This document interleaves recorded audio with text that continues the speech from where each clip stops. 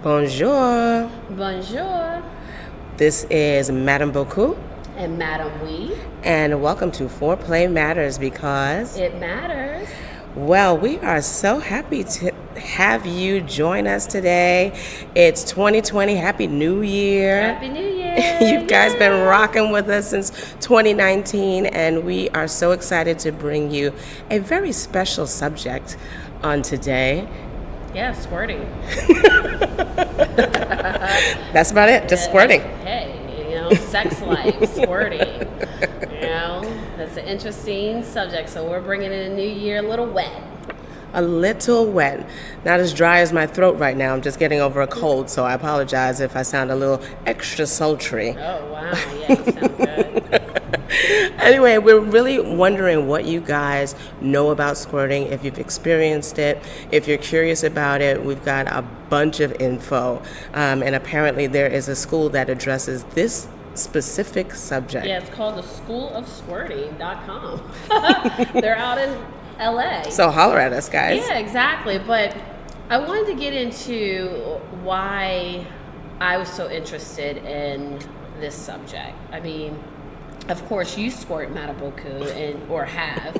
I have as well, but I would say I dribble a little more than I project, and eject, and so forth.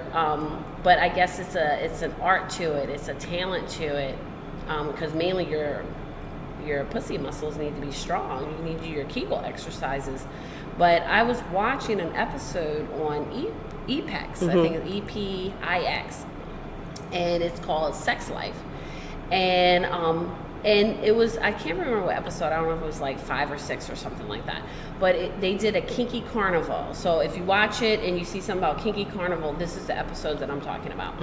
And it was a sex educator. She pretty much worked in a white collar field, and then she left her job and became a full-time sex educator. Kind of like us. Pretty much.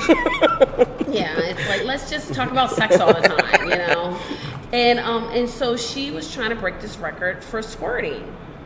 And I was like so intrigued because it really was about her breaking the record, but then also too it was talking about how you can go about, training and practicing, and as well as hiring a coach, a sex educator or a sex coach to help you squirt. Would you hire a coach to help you learn how to squirt? I don't need it. I quite frankly, I got that part down pat. Yeah, down but you pat. can't do it on cue. You need to probably have some assistance. Well, I'm not doing a show. She's doing a show, and she's doing it on cue. So she starts pouring and raining and all of that on cue. I'm actually very intrigued by the fact that there is a world record for this that she was trying to break. So that that somebody did it before. And she pretty much squirted and had over a liter worth of liquid. So how do they even gauge that? So she's on stage, and then what?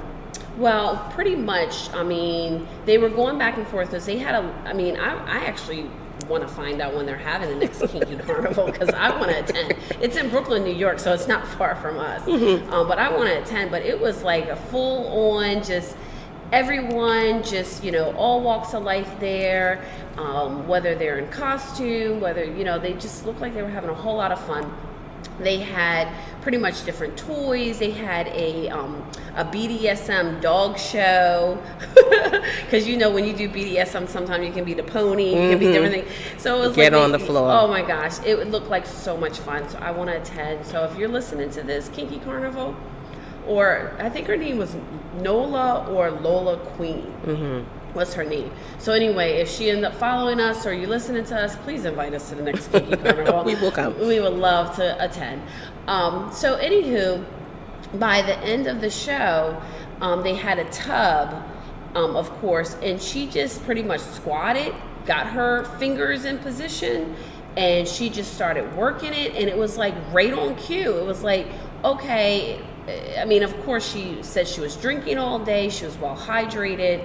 Drinking water. Drinking water, right? Yes, because I did talk about this before. As far as if you're drinking alcohol, that dehydrates you. Mm-hmm. So it's not best if you want to make something happen with squirting or any type of, when you do an orgasm, because you can still have an orgasm and no fluids. Right. So just know that. But dry. Because if you're dehydrated, you're gonna be dry. Right.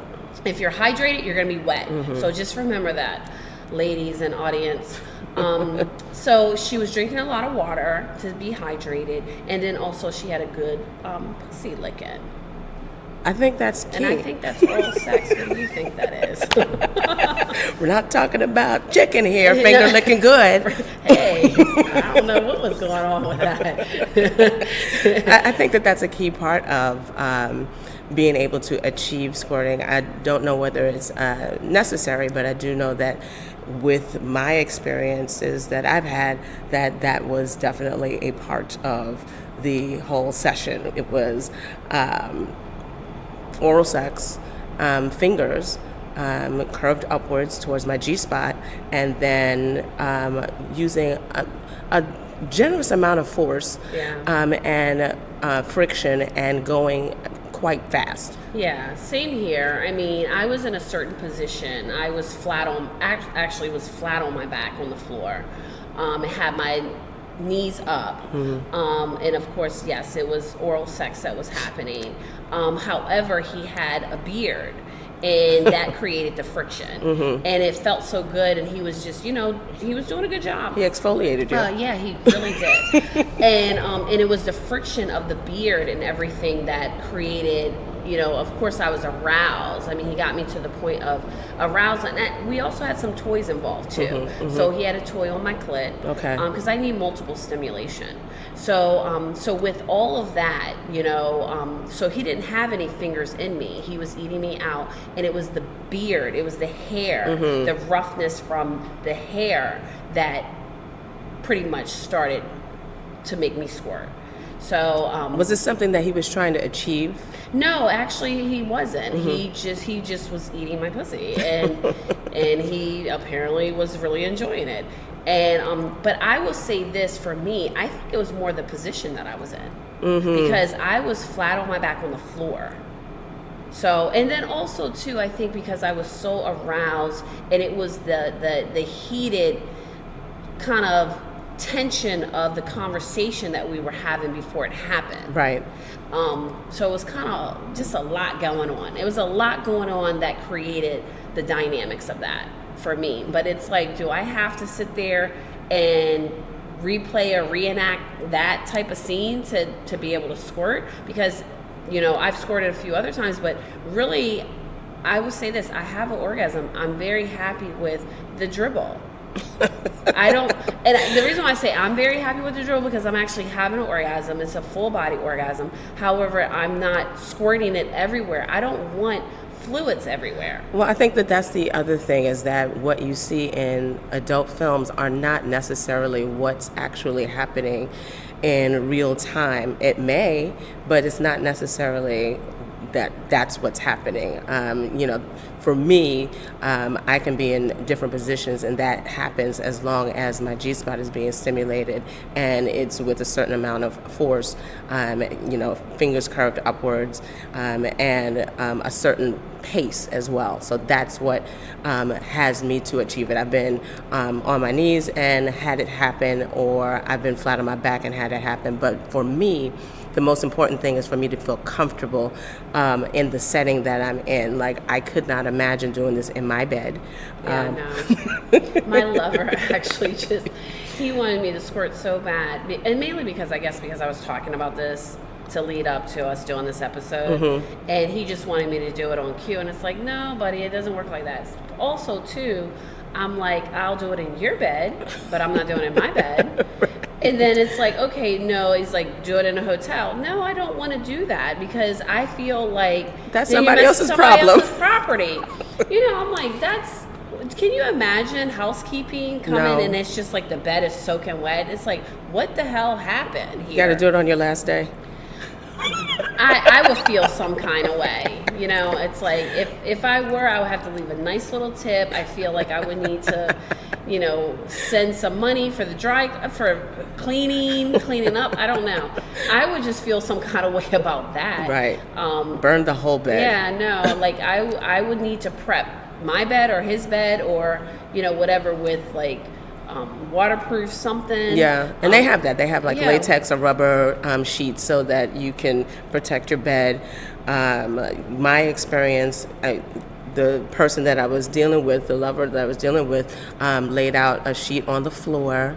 So y'all were on the floor. So we were on the floor. Not So the bed, right, yeah. we weren't at the bed. So I had a certain level of comfort Right. that I wasn't going to be, decimating his whole Right, I was on apartment. the floor too, on my back. So it's like you're a little comfortable because you know you're not gonna be soaking up, messing up your bed. Right. Especially when your mattress costs over $1,000. You're not laying in the wet spot, which is everywhere. And then it soaks down. But anyway, let's get off of that. So what exactly is squirting? Is it peeing? Because some people think that they're just peeing. That is what the conflict is with research. And so there are some people that say that it's actually pee. It's just pee. And, if you're into that, then, you're peeing Well, if you want a golden shower, that's what a golden shower is. That's not squirting. That is not squirting. That is not squirting. And it doesn't require all of the manipulation, physical It manipulation. just requires you to go pee. The other thing is that is squirting the same as female ejaculation? What does squirt or female ejaculation actually chemically consist of? And there's been research studies that have talked about the makeup of squirt is actually different than the makeup of pee. So what is that? So what is the makeup of squirting? What is the makeup of squirting? So what is it? There is water, sugar, and electrolytes. That's the makeup of squirting. It's not pee. And there's also a fluid that is actually released from the Skene's gland in a woman's body that mimics what comes from a man's prostate. So that's also included in what squirt is. So it smells different. It looks different. So therefore, a lot of people think they're peeing. You're not. So you had a really great point the other day about the asparagus test. Yes. So pretty much they say because you have the people that still think it's pee and they're not believers, right?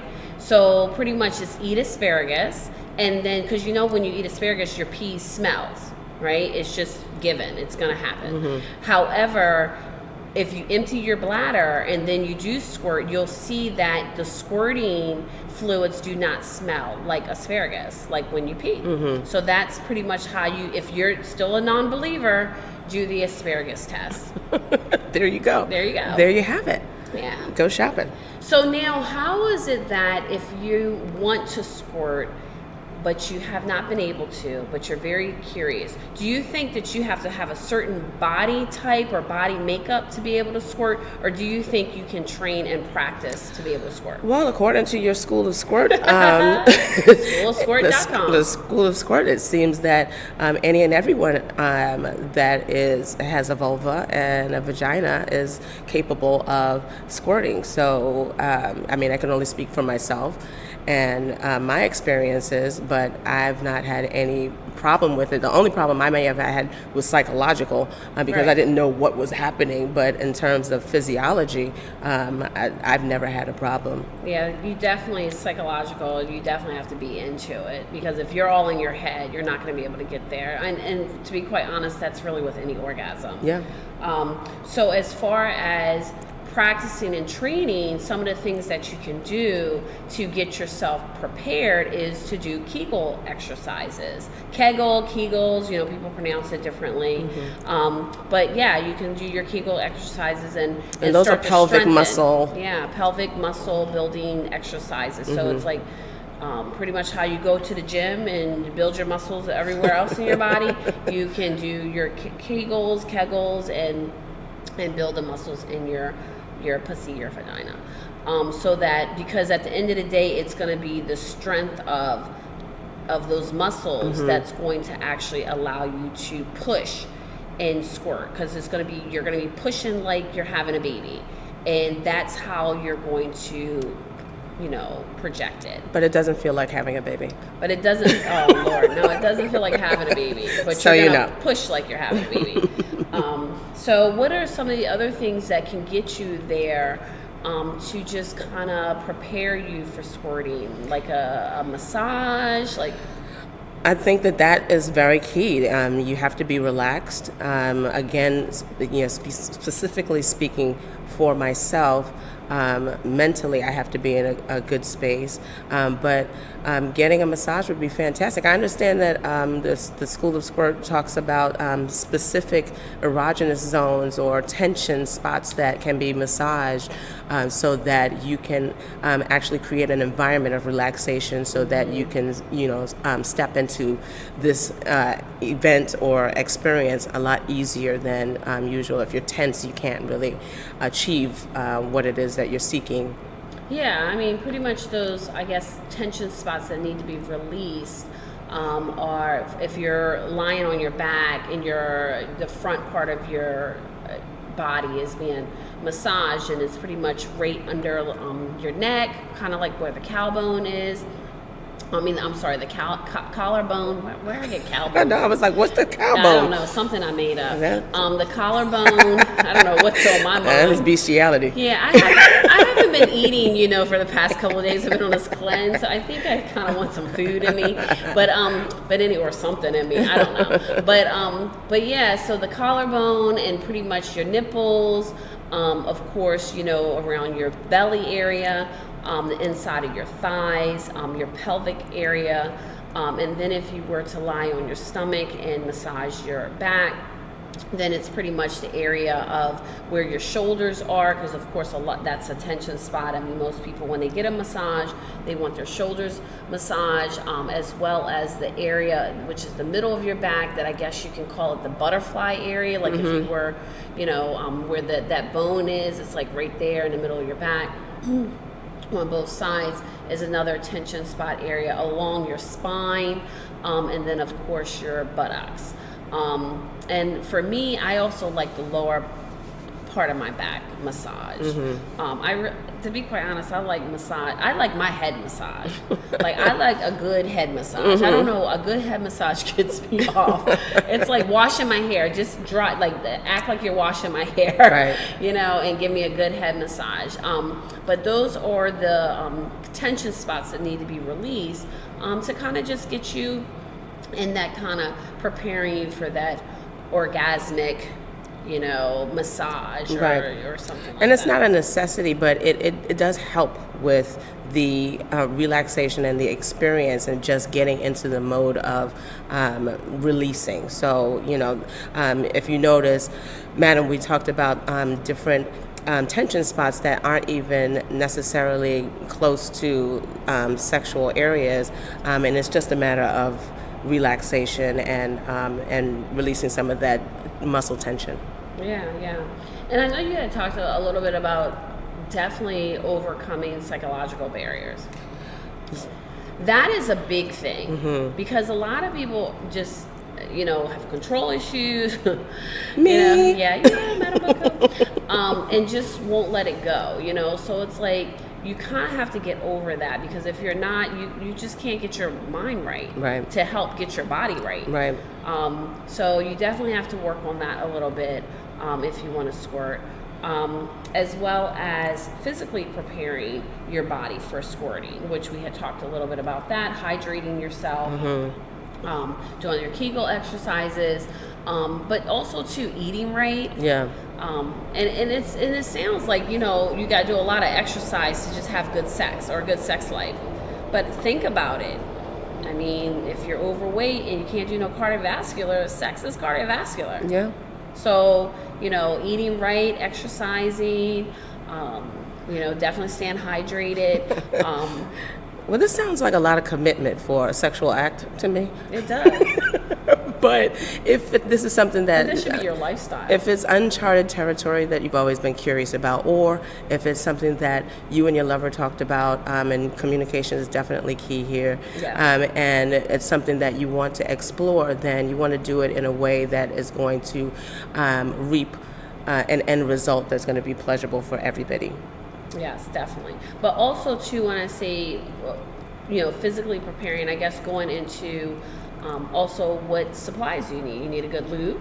or is Oh, a spit fine enough? good lube is critical. One of my favorite lubes is Sliquid, and it comes in all types of different variations. And you just have to find the one that works with your body, because some people are allergic. I believe that you have some issues with. Yeah, I have to have either water-based or organic. I mean, pretty much lube, anything, condoms, anything like that.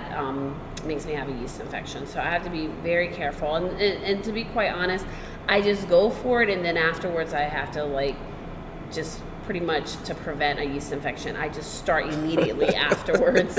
Shout out to Monostat yeah, 7. Taking a Monostat, a probiotic. I start doing that. I start drinking cranberry juice. I also possibly may pop a tea tree suppository in me, or a boric acid. Don't let all of the aftercare suppository. scare you guys.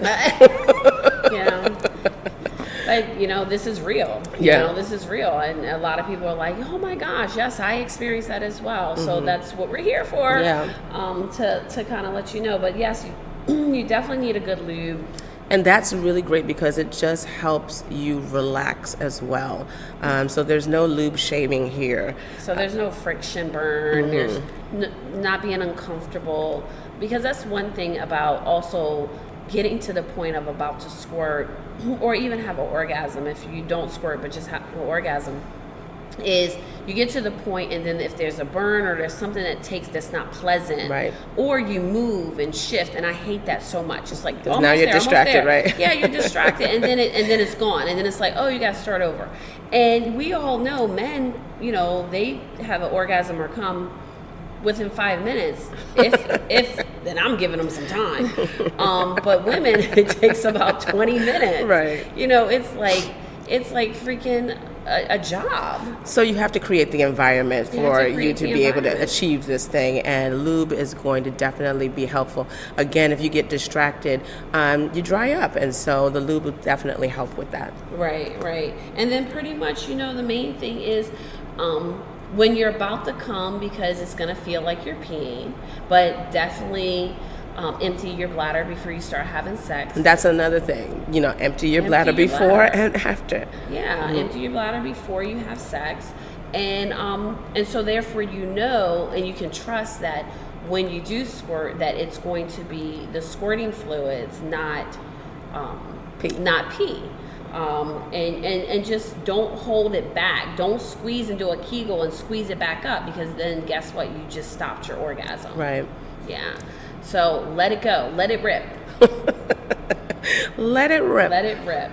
And then one other thing that the School of Squirt had stated, which was very interesting to me, is stop wearing high heels whenever possible. All right, School of Squirt. Now we're gonna have to stop this whole show right now. There is no way that I am stopping my fashions for a squirt. Yeah, I mean, I guess they're pretty much saying that because you have heels, and then I guess wearing heels tips your pelvis. Tips your pelvis, and I guess kind of also trains your body to be positioned a certain way. I guess. I mean, I don't have that problem, because I go between flats, heels, kitten heels, stilettos. I do it all. I definitely don't wear heels all the time. Well, I do wear a heel, but I'm not wearing that 5-6 inch stiletto heel all the time, because of the way my body is structured. Well, heels were hermetically sealed to my feet when I was born. They do not come off. The higher the heel, the higher and closer you are to heaven. And also, it also goes again to what we talked about with physiology of bodies. So not every body type is the same, and so this may be helpful for particular body types, and may not be a factor for others. I've not ever had a problem with achieving squirting or female ejaculation. I wear heels all the time, so it just depends. But it's something that you can try if you're having difficulty. If you're having difficulty, they're pretty much saying that something, stop wearing high heels whenever possible. So, I mean, try it. Hey. And then squirt, and then start wearing your heels again. Right. And do a whole test, a control. Do your own science project. Right. So I mean, what is your takeaway as far as People wanting to learn how to squirt or squirt if they're having problems or never done it or want to experience it. Yeah, I think that, we touched upon first having a certain comfort level, communicating with your partner to explore something like this. If you're in a loving, trusting relationship, that's awesome. That's amazing. But I've also had this experience with people that I don't love. So,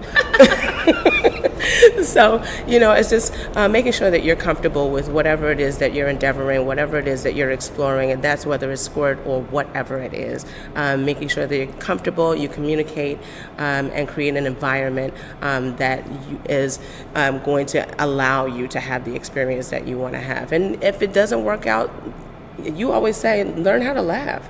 Yeah, don't be so uptight. Just laugh at yourself. Have fun with it. I mean, because at the end of the day, you're getting ready to make a mess. It's just sex. Yeah, it's just sex. I mean, well, if you want to make love, but hey, you can be squirting too with your lover, who you're in love with. But I would definitely say for me, just learning your body. The takeaway is playing with yourself, because a good finger job,